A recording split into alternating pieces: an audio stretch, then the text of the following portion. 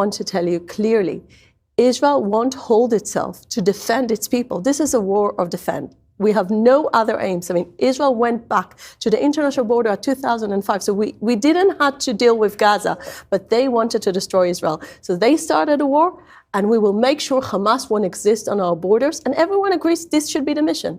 The question is whether you can do that without massive, massive civilian casualties. Already, Israel has killed 2 or 3 times as many Palestinians in its bombing, Palestinian children, Palestinian women, as were killed in the Hamas attack. So just that can only, and you haven't even begun yet. You haven't even begun the ground war. So the question is, are you really talking about erasing a people here when you're talking about erasing Hamas? You know, where do you draw the distinction between Hamas fighters and ordinary families? It's so clear for us that the moral values of Israel are so clear. We never target civilians. But you kill them. No. You don't not target them, but you do kill them. So I will tell you something about that. Just yesterday, we were witnessing, I think this is actually, if we take that as a microcosmos of the problem, it will be easier. The fact that the media was reporting about this bombing of the hospital, blaming Israel, zero responsibility on accurate report. The fact that 3 hours later, we were delivering accurate message. The fact that, wait a second. All of that is disputed. I mean, Krishnan, you can say it's accurate, but can I tell you something? There is if you want version. to listen, then you need to give me to portray the whole picture, because this is a complicated conflict, right? So we need to understand what Israel was going through. So we checked our intelligence. We were actually bringing to the table all the evidence that not just that Israel didn't do it.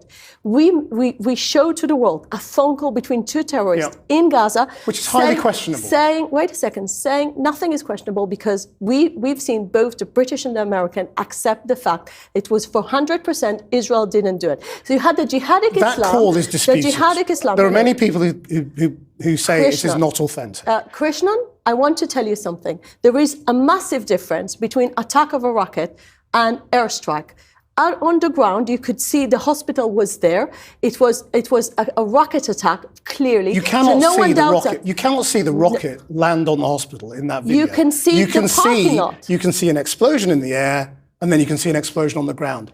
You cannot prove that those two things were linked. There may have been other ordnance involved. I will tell you what is a proof. We have a segment of our intelligence recording Hamas terrorists saying, this is a jihadic Islam rocket. Well, as I say, that is disputed. Be more clear. No, it's not. This is exactly what I'm saying. It's disputed by them, and it's disputed by other people who've listened to the tape and say, that doesn't sound real. It's more reasonable to you to listen to Hamas propaganda, a terror organization, than to a democratic country. No, I'm not saying I'm not just saying it's Hamas alone, but there are other people who have said that tape is disputed. And I can't say it's true or not true, but all I'm saying is I will tell you something. It is disputed. The intelligence and all the evidence that you've presented is disputed, as is theirs. So I will tell you something. The intelligence services, both us and the Americans, thought it was credible.